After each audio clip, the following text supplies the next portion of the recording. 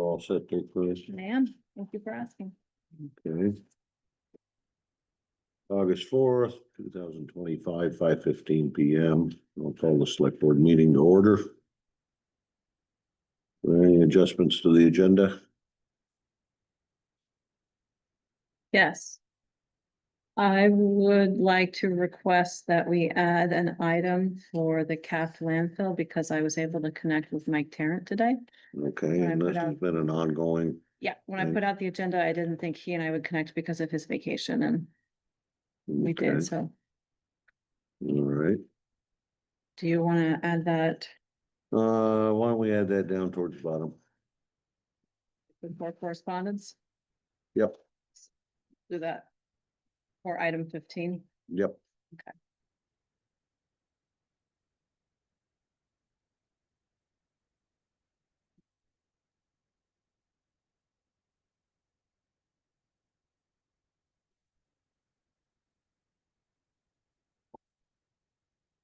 Okay, this is the time for public comment. Anybody has some public comment that we can potentially take up at future select board meetings? Please go right ahead.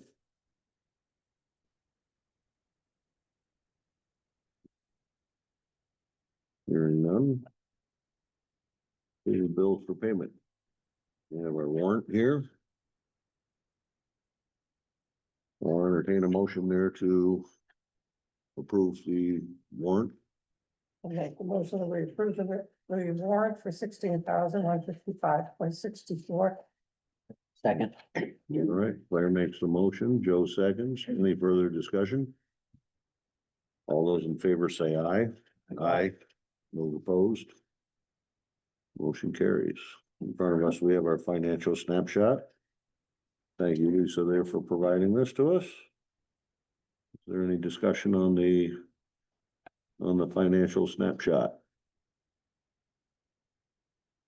I know. Okay, hearing none. Move on. Fire warden, discussion on position requirements and potential action to authorize annual stipend. To brief you all there, I had a discussion there with Butch DuPont, our fire warden. And you know that we had discussed this in previous years about a stipend.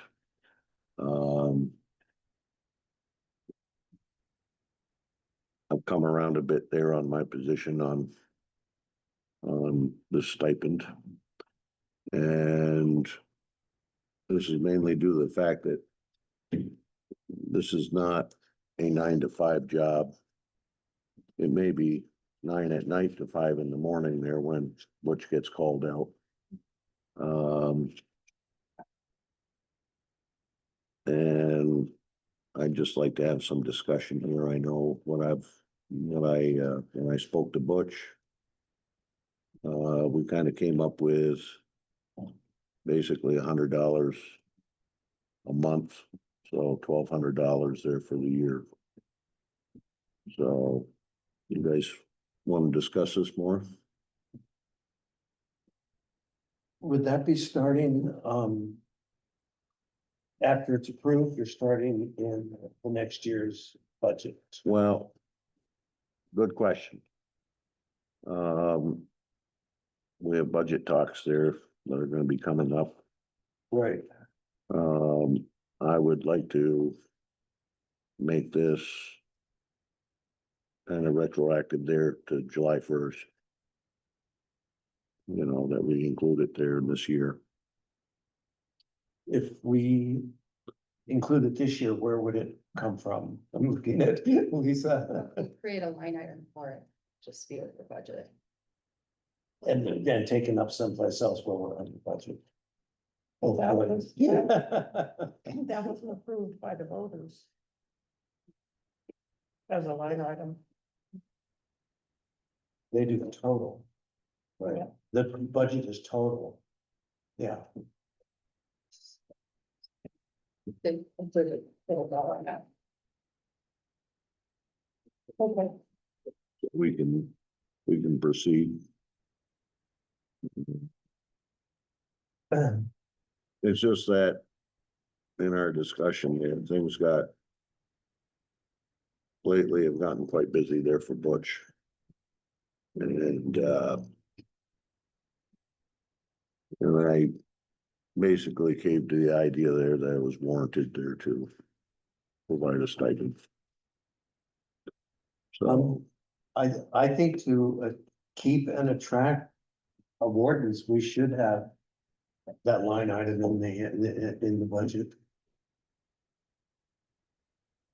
okay, so I'll entertain a motion there to approve a stipend for the fire warden retroactive to July 1st, 2025. So moved. In the amount, And an amount of $1,200 a year.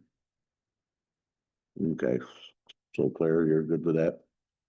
Yep. Claire makes the motion. Do I have a second? I will second. Tim seconds. Any further discussion? All those in favor say aye. Aye. Those opposed? Motion carries. And we'll pay that based on the stipend policy.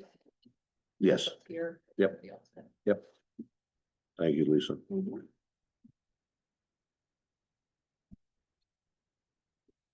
Planning Commission. In front of us, we have the 2025 bylaw updates.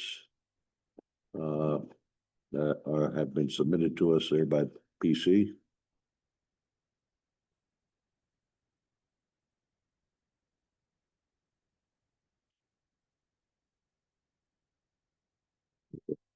Discussion. Andy, you wanna just What I'd give like us to a, do, Carl, is, page 14 of the packet is the report, kind of summary. Like to just quickly go through that. okay, So first bullet, reference materials, additional list is recommended by the Shoreland Subcommittee.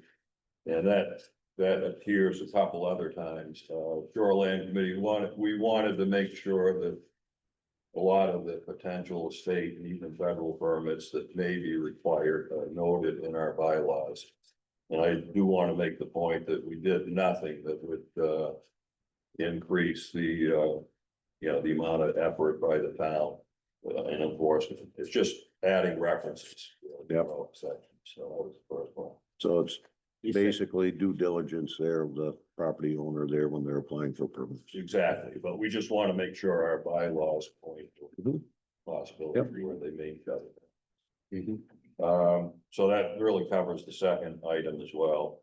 Third item, driveways, clarify setbacks and widths.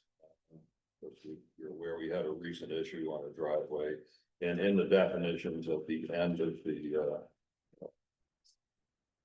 bylaws, we added a definition for a driveway, so hopefully that'll clear that. Next item, 6.4. This came to us from the DRB. They asked us to take a look at it, but as of now, our bylaws do not allow planned unit developments in the shoreline district. They asked us to look at it specifically if a lot is located in both the shoreline and the rural district. So we came up with some restrictions that would allow such a lot to have a planned unit development. Stipulation being that lot has to be at least 75% in the rural district, and any development within the shoreline district has to meet all the other requirements of that district. Pretty straightforward. Next is section 6.5, that was all from the DRB, just clarifying what's required for subdivision reviews to make it easier on the applicant and on the DRB. And reviewing those. 7.8, again, that goes back to referencing permits. Section 7.9, we removed the limitations for the number of temporary signs. Section 8.12, more permit references. Pretty straightforward. 8.17, new article requiring seasonal to year-round conversion. Apparently, we did have that in our bylaws years ago, and the state took over wastewater. So that got removed from our bylaws. Of course, the state is still responsible for wastewater. The reason we put that back in, is it gives us the ability to verify that somebody has gone to the state and got their permit or a letter saying that, their current system is acceptable. So it gives us one more check on that. Okay, And for what it's worth, that item has been in our fee schedule since forever, I think, so. And. Section 10.4. Yeah, that was just there was a conflict in the regulations between two paragraphs, so that was simply taking care of that. So we had our public hearing on July 22nd, went through very little discussion on these items, some discussion on the signs. Most of this discussion generated is what we didn't do, was to change the setback language on from the lake shore.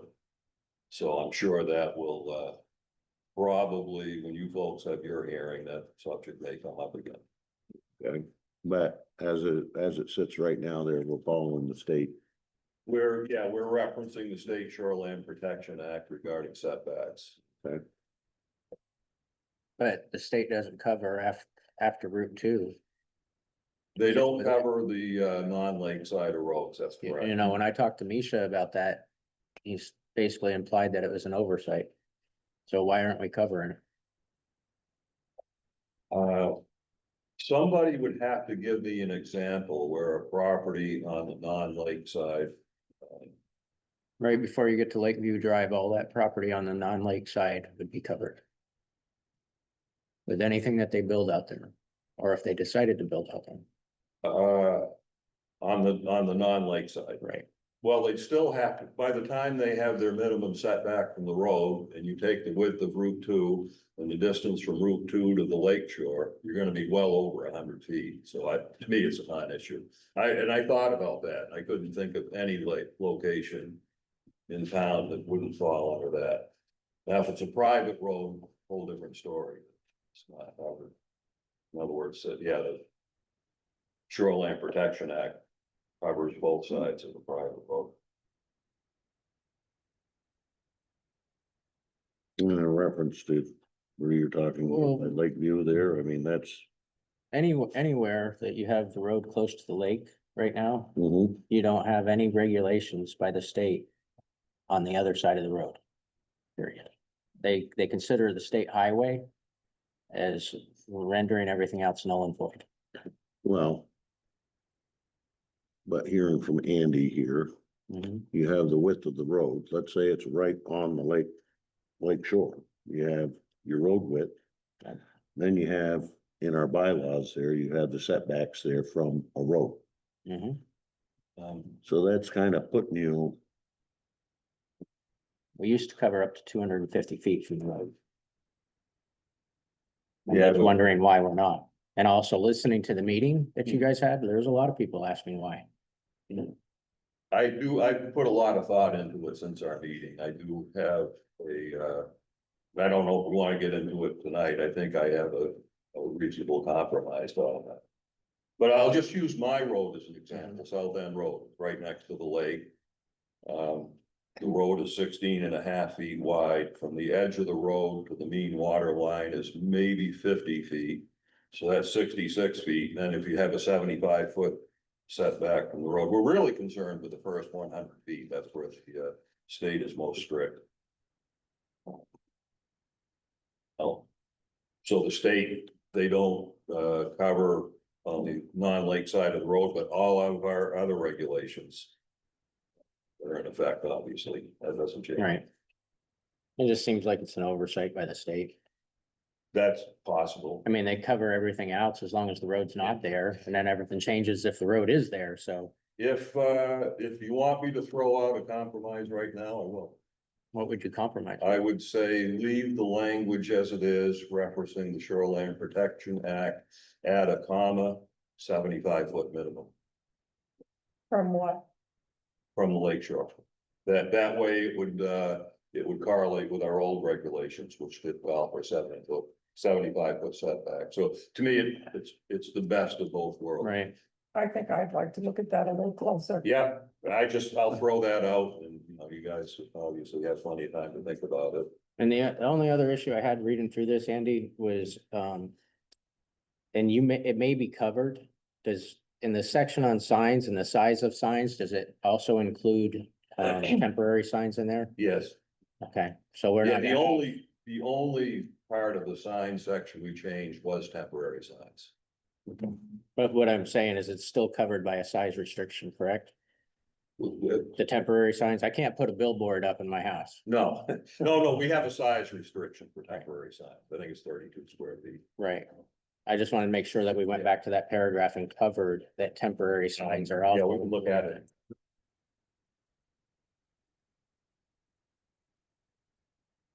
Yeah, but I think that 50, if you look at our change, I think that You change. gotta go to the other section, Brandy, and look at the area where it covers signs.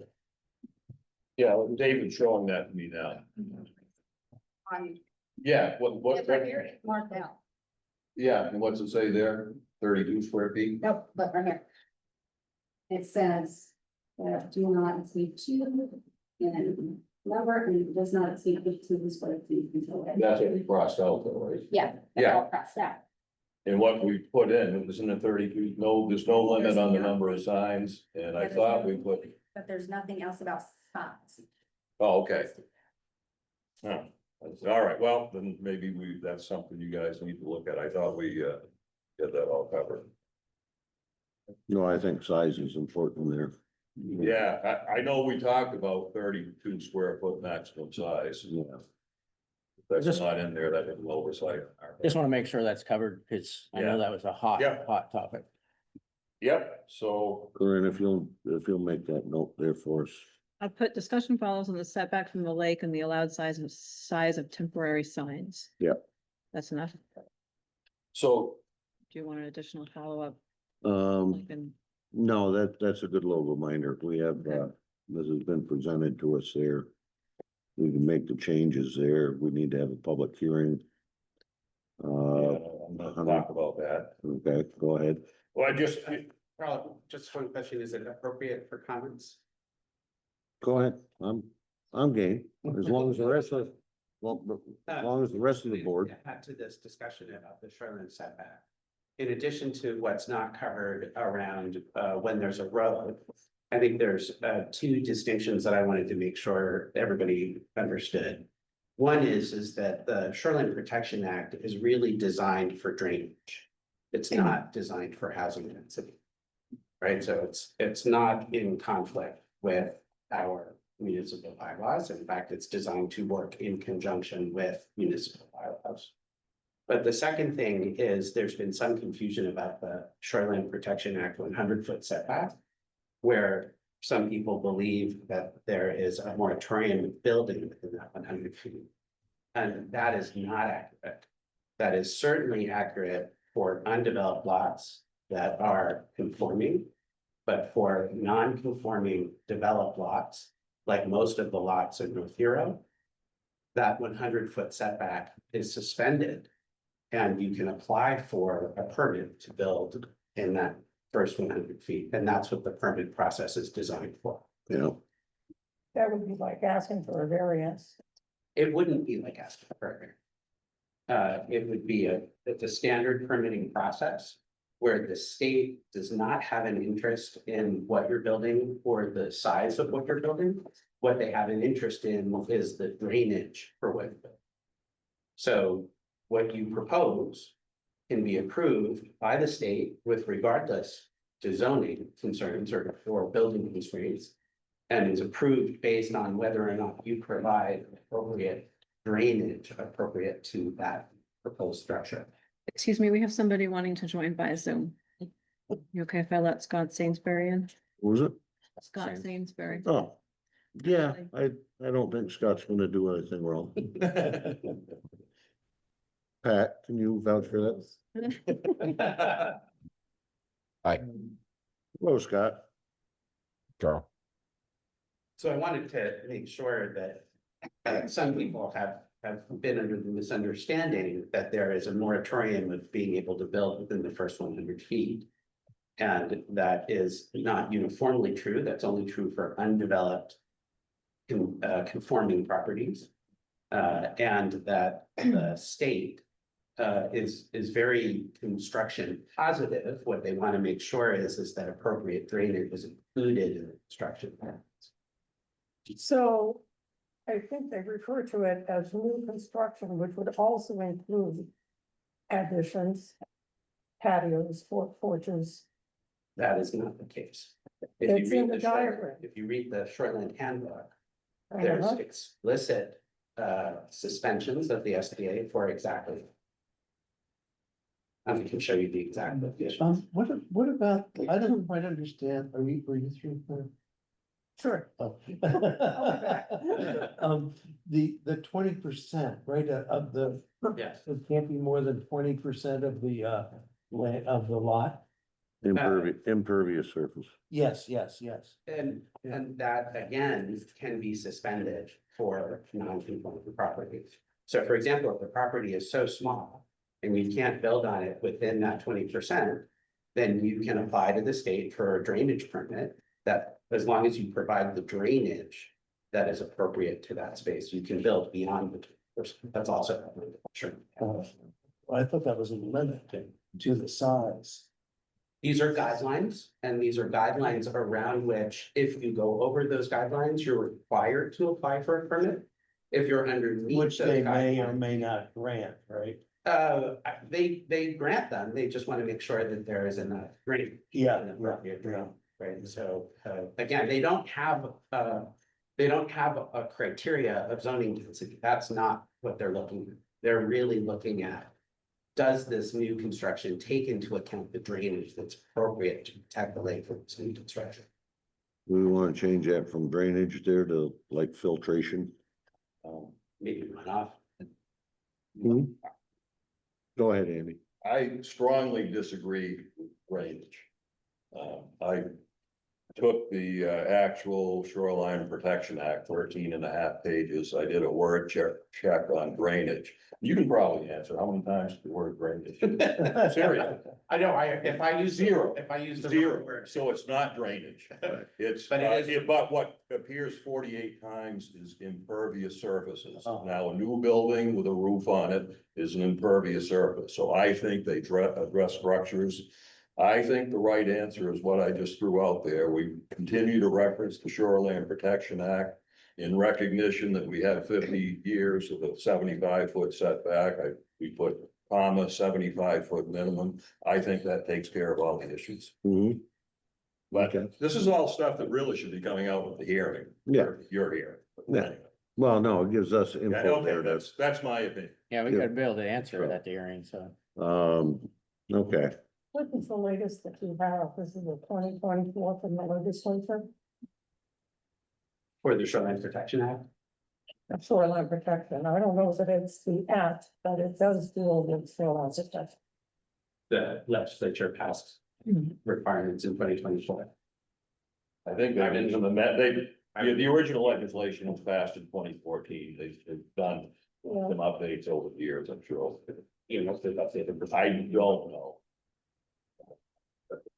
All right. Well, Anyway, so just, if Yep. we're kind of done, I just want to, let the select board, you're on the clock now. So yep, we are on the clock. you, have to have at least one public hearing.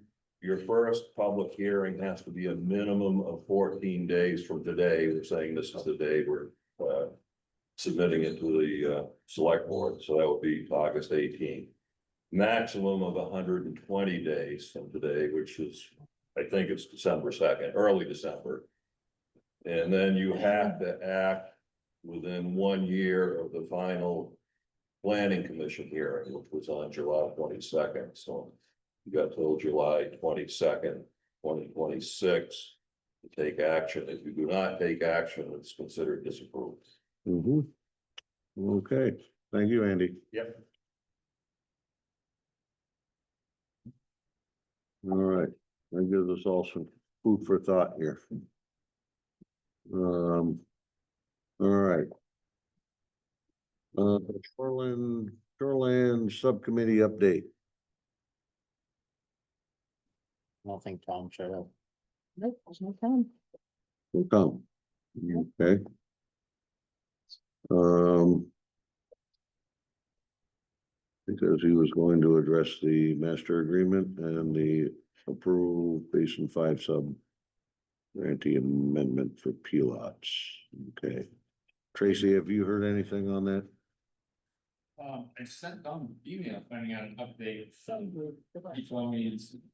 Joe this year on environmental, now with the thanks for meetings. Be here for 3 or 4 hours, but I have certainly back. Okay. That discussion. All right. I don't understand. Well, we'll earmark that one for our next meeting there, Corinne. Well. I was under the impression that, the gentleman that Tom's been dealing with at CCRPC. Who is funneling this grant to the town of North Hero, where their subrecipient was. I don't know, he'd emailed me twice before he reached out to Tom, and he seems to be in a hurry to get this document, and all it does is extend the agreement term from June 30th, 2025, which has already passed, to December 31st, 2027. Well, it's just an extension. Time. Well, it actually allows us to stay in it. I Right. mean, otherwise the time period's done and we haven't done the work. Okay. So I don't see any reason.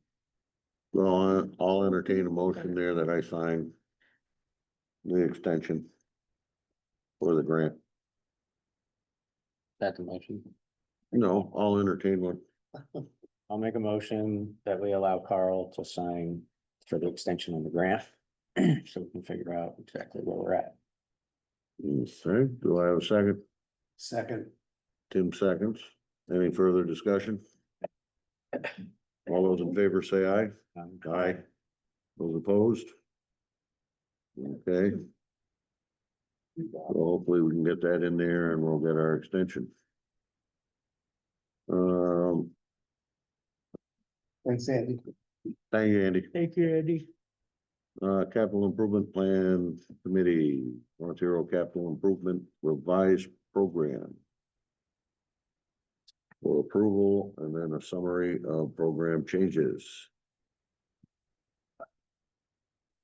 Who wants to lead off on this? The CIP committee has spent the last few months, I think we started in February, actually. Reviewing the program after having been through it for a full year. It was thought that we should look at the process and make any tweaks. And tweaks were made. So there's a side-by-side comparison. It was a pretty thorough review. We went through everything line by line. We had Greta Brunswick at an RPC review it. I don't know that the changes were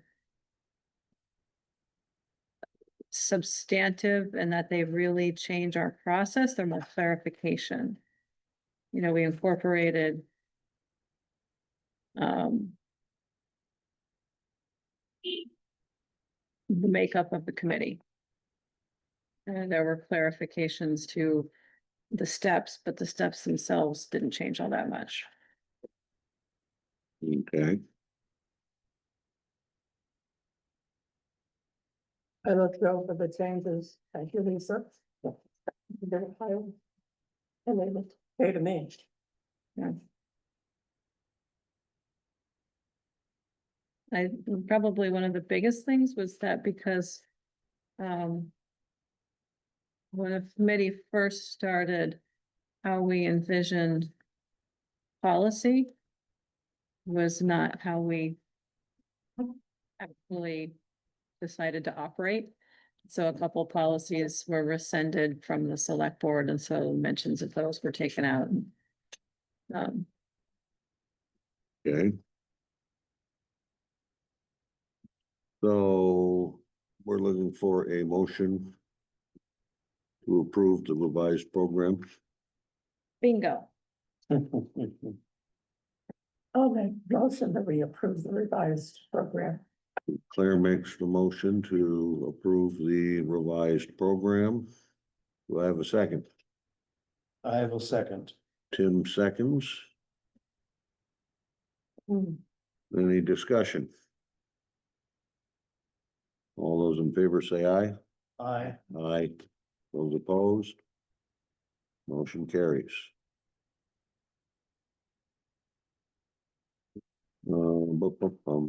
On to Fire Station Public Works Garage Project, approved documents for bond vote. We have necessity resolution for with warning and ballot and declaration of official intent.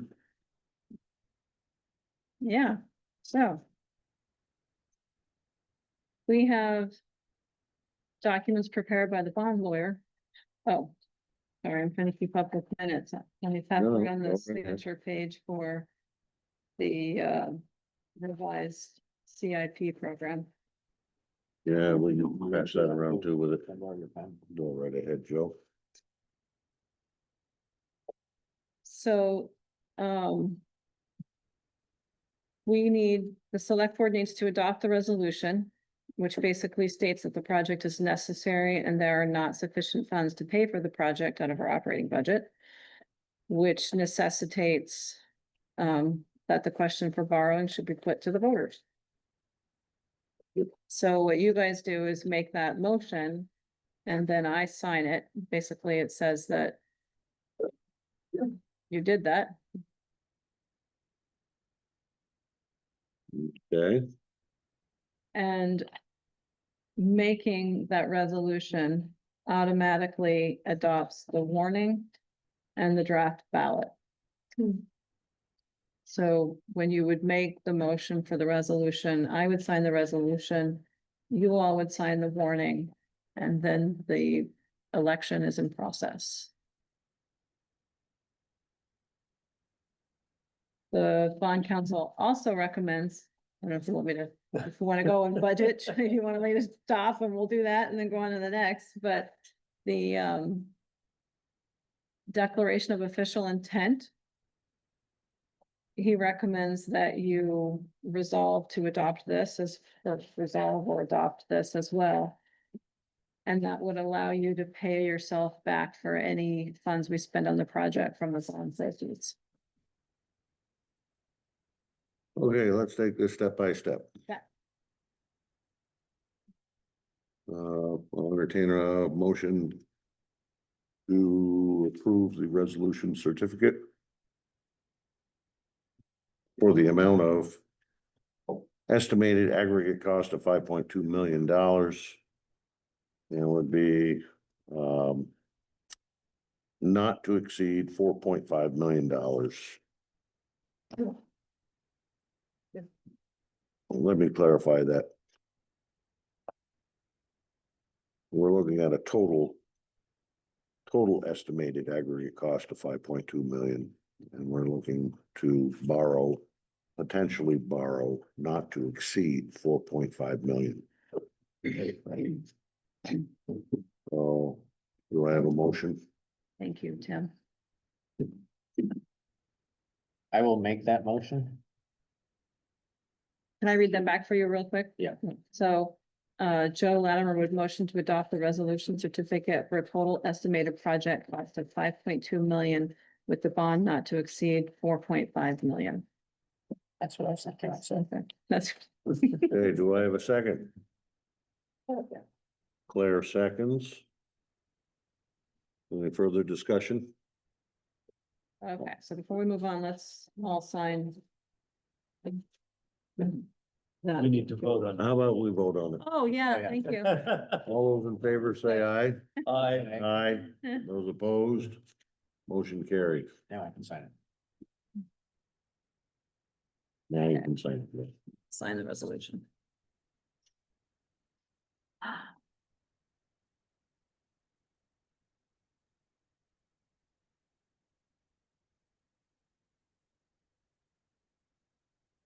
Do you want another motion to approve the warning and the draft ballot? Nope, the Okay. bond council says when you adopt the resolution, you are also approving the warning and ballot. They're kind of all in one. It's the way he describes it.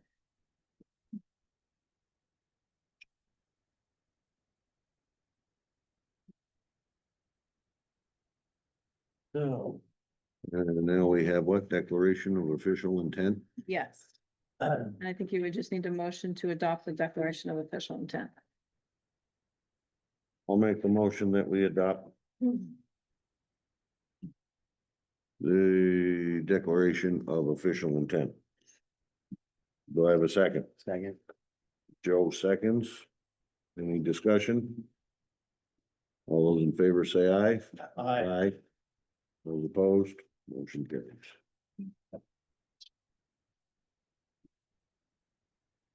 I have a question. Yes, So this says that we can pay ourselves back for those expenses we've already incurred for this project, which are not included in the 5.2. Am I reading it right? yes, Because the 5.2 is what it's gonna cost us going forward, right? total. That doesn't include the land we purchased for what we have spent to date. So they're not from those numbers, that 5.2. Well, maybe they will be. Hmm. You know what I mean? I'm I mean, wondering if, if that resolution says 5.2 and we've spent 5.2 plus what we've already spent, is that I see where you're going. a conflict? Well, it's a limit on what you can pay yourself back for, so I would say no, we couldn't pay ourselves back for that. Okay. But I don't know why we will, we've already paid for it. Well, that's what I'm wondering, So- why do we need a resolution? So say, because I think on a lot of projects, you don't have cash directly allocated to that project. So say we have enough funds as a town, but they're not specific to the public works. We spend them and we get the bond proceeds and we pay ourselves back. So if money's spent to date, we're specific for that project. So say monies that are being set aside to pay state for education funding. Like it's all one big checking account. And the funds come out, but we need to make sure that they're allocated on a fund basis. And maybe we should just clarify. Do you want us to not approve? No, I'm not, that's fine, I just wanted to understand it. It's a good question. Mhm. Well, I think for the bookkeeping, Section 3, answer that. And no event having than 3 years after the date. It is not. And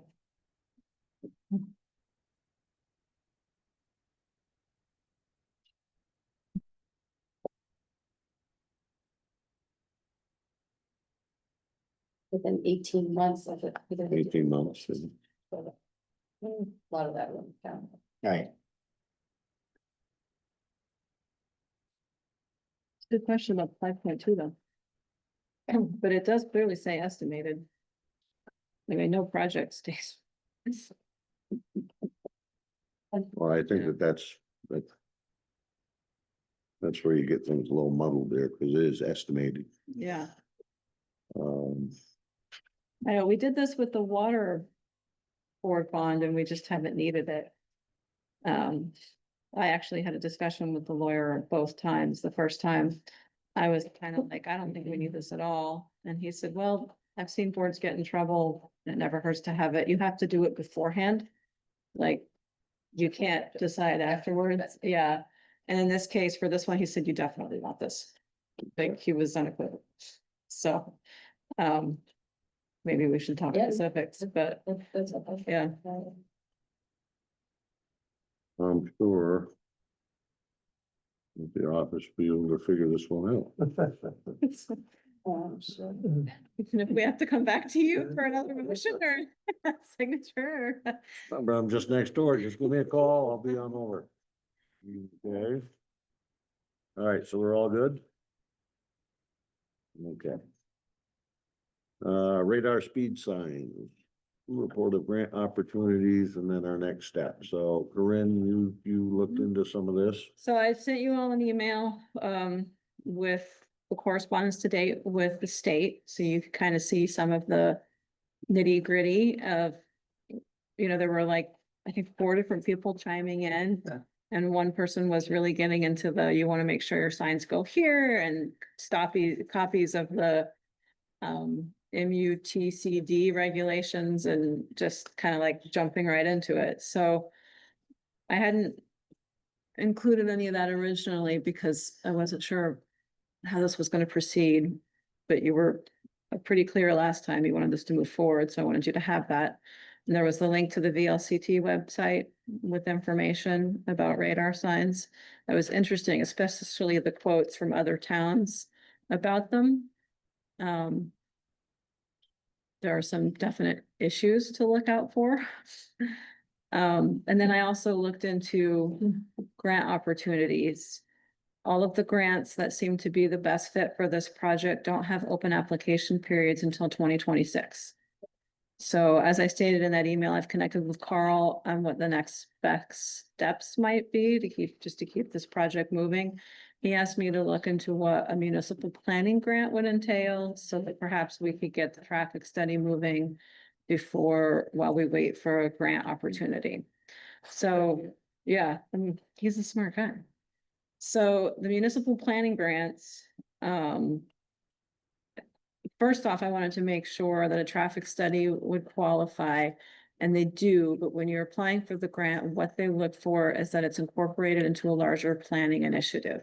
They don't want to just be supplying one-off items to towns and villages. So what they're looking for is a bigger picture of pedestrian or bicycle safety was the big key word. Which we did in 2020. So it would be hard to tell how attractive we would be from a granting opportunity from that perspective. But the good news is that the application period opens September 1. The deadline is November 3rd. So we're in time to gear up for this if that's how we do want to proceed. And then if we were approved, the grant term would be from December 1st of this year to November 30th of 2027. And then we would have to coordinate with somebody, hopefully in RPC, to kind of administer the grant, do the traffic study for us. They And we probably, know that takes a bit of time there to do the traffic study. yeah, Well, I still am of the opinion there that, I mean, it's not gonna stop everybody from flying through town there, but, I know during the summertime there, these crosswalks get quite busy. On this one here, and then the one up by. Yeah, North we River could- House. frame this as pedestrian safety enhancement, but we'd probably have to do something more than just the radar speed signs to make ourselves look more attractive for a municipal planning grant. Even if it could be, I don't know, the Don't say speed bumps. nope, that was not gonna the other thing I was not gonna say was us taking over US Route 2. Okay, That's not gonna cross, good. Good. but, I yeah. know there's a crosswalk painted right here, but is there one by North River House that's painted? Oh, yeah. Painted? yeah. Yep. I mean, some of the initiatives in the last study were to do more vibrant paintings. You know, you pay a consultant and you paint artwork, you just go nuts on the road and it doesn't interfere with plowing, but you have to do it every year if you want to keep it up. You install flower pots that make the road feel more congested so people naturally slow down. Public Works Department has to move them every spring and fall, you know. Those become flying objects. Well, you know, there are pros and cons to everything. Exactly. So, Well, I would say there that, I mean, I don't know what your guys' feeling is on this, but I mean, it's the radar signs. I like the idea of them.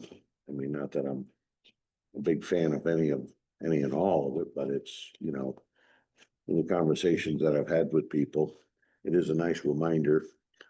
When you're coming on into the, you know, like into South Hero. It's not a 100% foolproof, of course. I'd like to see if we can get something by there just by being simple about it. so perhaps just ask for a traffic study to go for the radar signs and see if we get lucky. Rather In my than, opinion. okay. Okay. And then if we don't get lucky, then we can maybe pursue something else. Let's see, so we'd have to do the study, right? I mean, well, the easiest thing to do is just to pay for it. I could call a consultant tomorrow and say, can you do a traffic study? And I mean, that is an opportunity. You know, grants are great, but no money is free. We'll be tying up a lot of time and spending a lot of time.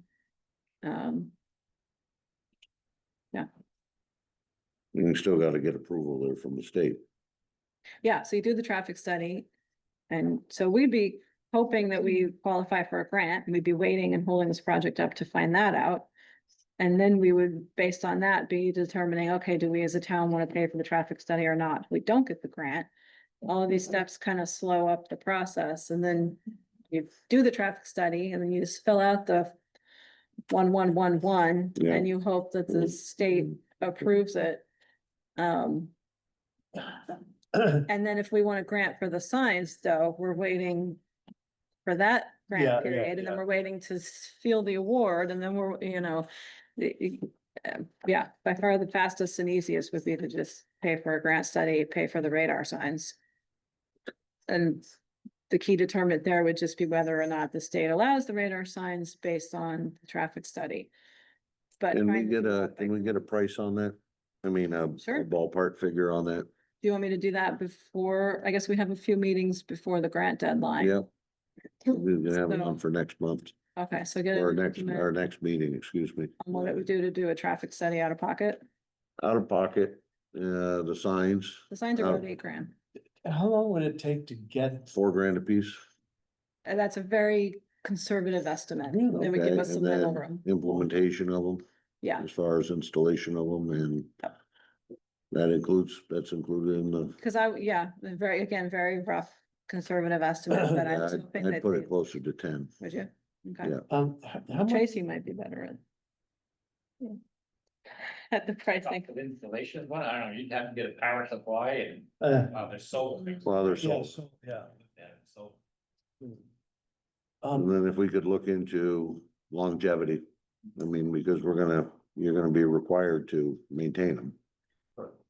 Food for thought, it's just a cautionary yellow blinking light, is that the same process to go through a traffic study? Such as a school zone blinking light, thoughts of effectiveness of something of that nature versus a radar sign? I'm just throwing that out there. Well- I don't know if that would be an easy process to affect that. I think people have spoken to the fact there that they're not in favor of street lighting. They're not in favor of blinking lights. You know, I think there'd be quite a bit of opposition to it. Especially where they'd be located. You hear that with the radar signs too, though. Some of the feedback on the VLCT webpage was about the lights and how to install them and the settings to pick based on feedback of people that have to live near them. yeah, It's another light. There's another light there, but I didn't, I've driven through South Hero there and I didn't find that those were obnoxious. Yeah. Bright, I mean, they Right. were. how, if we go with the traffic study, how long does that take to?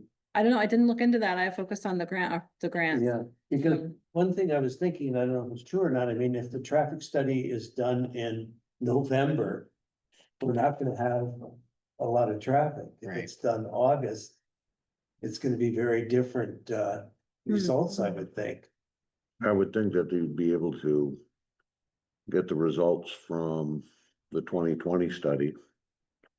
So if your traffic Oh, flow is way down, like it come November, Yeah, yeah, well, you can go back to your 2020 study and say, well, here, look, this is an actual and we could use an that. actual one 2020 there study. that is done during the summertime, Yeah, Yeah.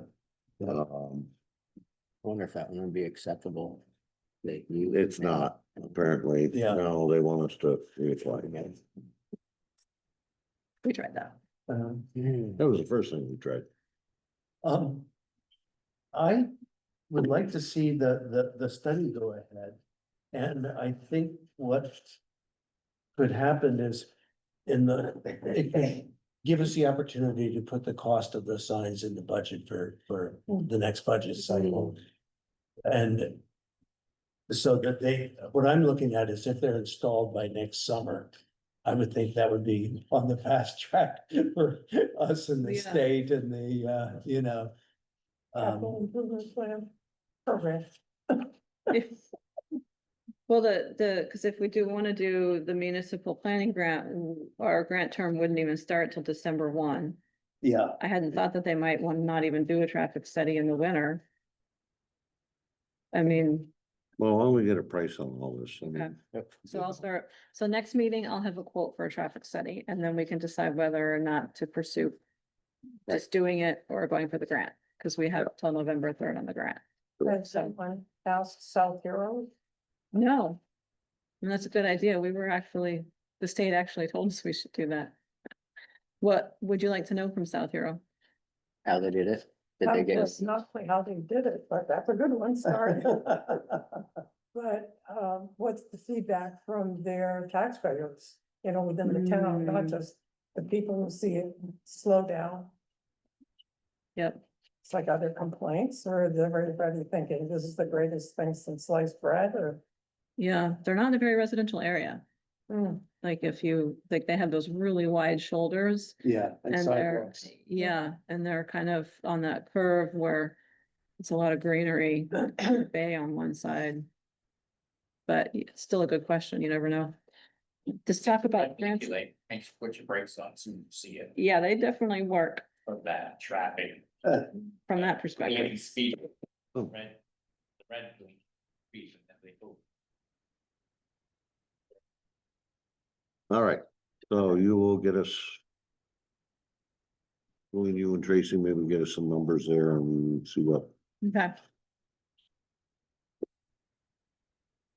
okay. When you're all caught up there, Corinne, let me know. and we'll Good. Move on. we You didn't make any good? motions, so, Okay, policy. policy, procurement policy update. I have met with Larry DuPont and received recommendations on, elements of the policy that would directly affect water board operations. And I've incorporated all of those suggestions into a draft policy. And he wanted it to be reviewed by the entire water board, so they're gonna look at it next Monday, and then I hope to bring that cohesive draft to you all for August 18th. Okay, So as Carl recommended or suggested, I did send it all around to you, just so you know what it looks like and have a feel for it.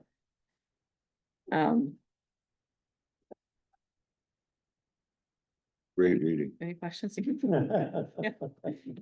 Records management policy. So I've revised the records management policy to incorporate federal requirements for documents related to grants. I also, in doing this, realized the state has made a lot of changes to their record retention schedules, and so I included those updates. They're discontinuing disposition schedules, so I completely removed all references to that. They've added agency-specific schedules, so I added those. And that means the appendix in the back had to be completely updated. So, that has been updated, and there's also in your packet just a comparison. Those are the general changes. Those were the big items. But there's a comparison in your packet of. Okay. And this, because it's just a revised and not, and it's been on the agenda for like 3 months. I was hoping you could just motion to approve it. We could get this one. But that's totally up to you. If you guys want to review it and bring it back next meeting, that's. I'm good. pretty good? Joe, you wanna lead up? Make a motion to approve the records. Retention policy, the records management policy, and the records retention plan. Is that 2022 supposed to be 2025, or is that?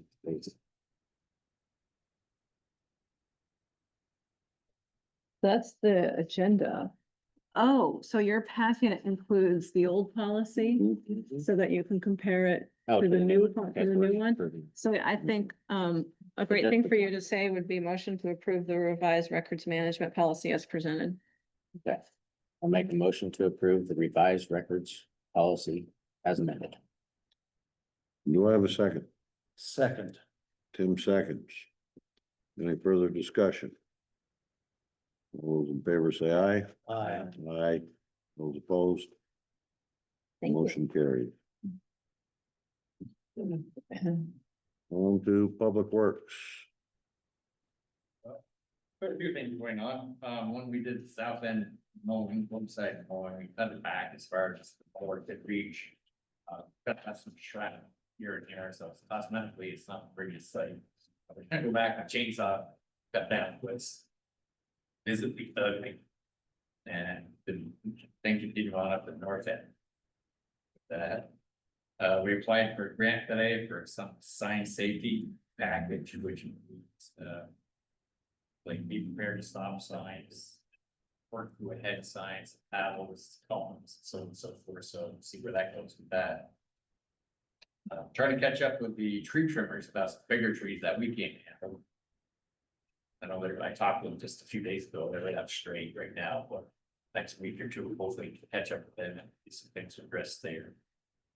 Some trees that we can take down, but plan on doing that in another week or two. There's some stuff down on the south end of the road. Excuse me, north end, west. West. I got the power, I got in touch with the power company today, that's the word on Block Ass Point, trees are up into the power lines that I don't touch. So I gotta get in touch with the forestry division, power company. Get them to come out here. So. Touched briefly before we get in touch with Tom Selden about the update on the PLS Point project. That, especially, and.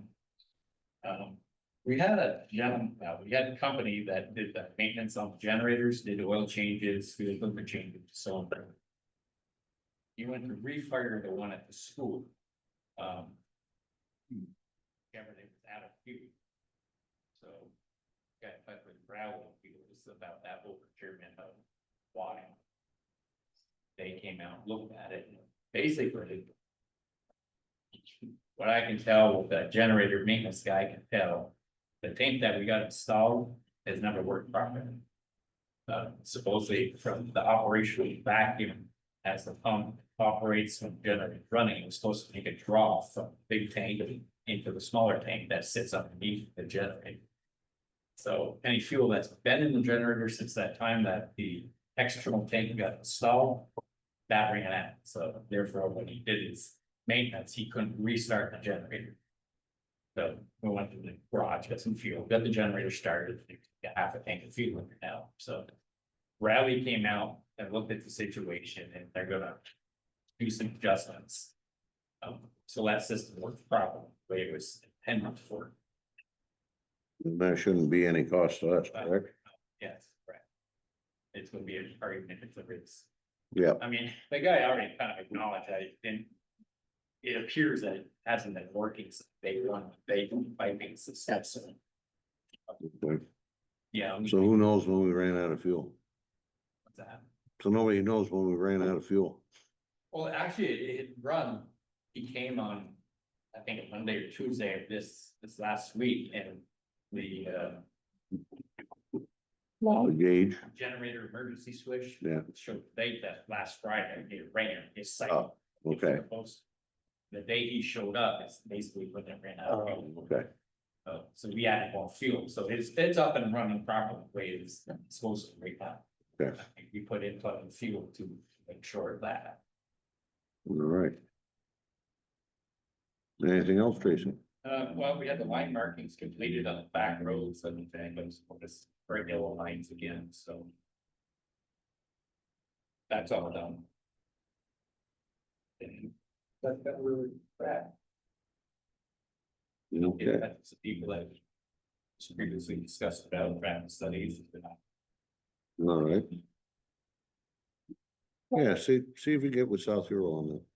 What's that? That's their, talk to, who's their guy again? South Hero Public Works. Oh, South Europe, yeah, John. Yeah. John Bowen. Bolek, yes.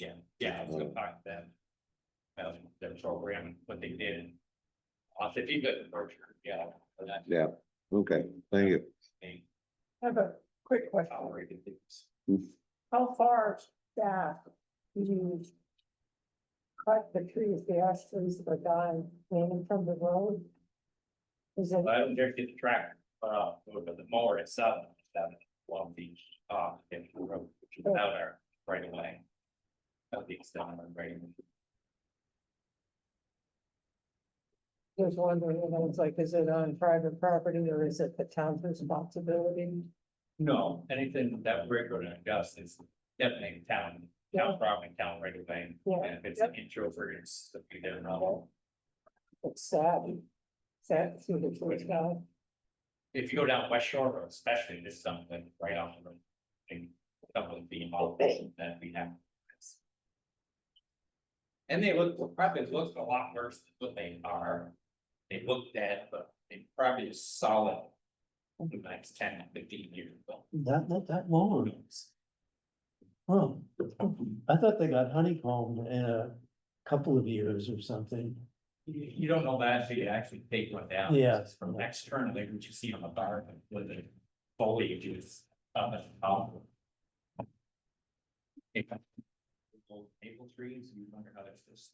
They still have leaves that you. There's a couple trees at the library, I think, grass. There's some. All right, Dead with pipe and you don't need to get down. all right, moving on. Lisa, Yeah, we have the NSBRC CD #2 maturing tomorrow.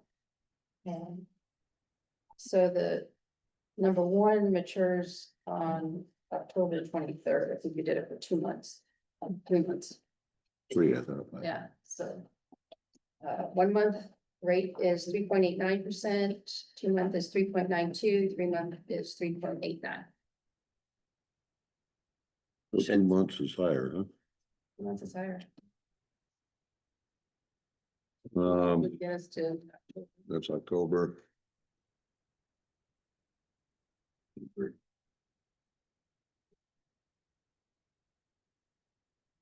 What's your guys' plan? Well, if we do that one for 2 months, that'll bring it in line with with most of the others, right? So they'll come new, It'd be kind of nice there if they were both together. so I think go with the 2 month. It's a higher rate and it'll bring us in line. You don't anticipate any big expenses, do you? Well, we're gonna be getting some bills in. But we still have cash. Hmm. You know. So I don't foresee, we aren't gonna blow that whole Thing open. The next 2 months. next couple of months, so. So do I have a motion? I'll make a motion that we accept the 3.92 for 2 months and roll the funds into that account. Okay, do I have a second? Second. Claire seconds. Any further discussion? All those in favor say aye. Aye. Those opposed? Motion carries. We do have this thing here on opioid. Opioid settlement, this has been an ongoing thing here. Yeah, you want me to explain it? Go ahead. So this Purdue direct settlement is a component of the bigger national opioid settlement thing that we started in 2021, and about once a year, okay, you gotta sign this too. So you've already opted into it and you've already authorized that the funds go to the state action plan. They're gonna get most of the money, I think, that's gonna be directed to the state of Vermont. But the action required in this document is a specific step so that we can continue to allocate the funds to the state of Vermont based on how the settlement's moving along. It sounds like that basically Purdue And what was the other company? Pfizer, I believe. I think it started with an S. I think I confused you by using the wrong term earlier. Oh, well, maybe. Sackler. Purdue and Sackler, they Sackler. are probably settling different than the other companies that are involved. So, I looked through it, it seems pretty boilerplate. I am currently the authorized representative for the town of North Carroll. I think you made me that so I could access the portal and do things like designate that our funds go to the state of Vermont. So that motion is kind of old, so I think I'd recommend that if you approve this, you will motion and authorize me to sign unless you don't want to. Does anybody want to make that motion? I'll make the motion that we authorize Corinne. Do I have a second? Second. Tim seconds. And you're also approving that this document. Yep. that we- Okay. And And who was the second? Tim, Thank you, Tim. all those in favor say aye. Aye. Aye. Those opposed? Motion carries. So there's no correspondence. I just forgot to remove Cap that. No, we have the landfill. Landfill. Oh, thank you. I'd have just That gone was- home and woke up in the middle of the night and thought, oh my God. Just to give you a little bit of feedback on this there, Corinne did get with Mike Tarrant and Harry actually was dealing with this beforehand, and it'd be my recommendation there that we continue to have Harry in correspondence with Mike Tarrant to get the ball rolling again here and to keep it going. So that's my recommendation. I'm good with that. Want a motion? Never hurts. Make a motion that Harry continues to work on the capped landfill project and is the representative for the select board. Do I have a second? Second. Claire seconds. Any further discussion? All those in favor say aye. Aye. Aye. Those opposed? Motion carries. Now I will entertain a motion to adjourn. I'll make a motion to adjourn. All right, Tim makes the motion to adjourn. Do I have a second? Blair seconds. All those in favor say aye. Aye. Aye. Okay, motion carries. We are officially adjourned at 6:22 PM. Thank you all very much.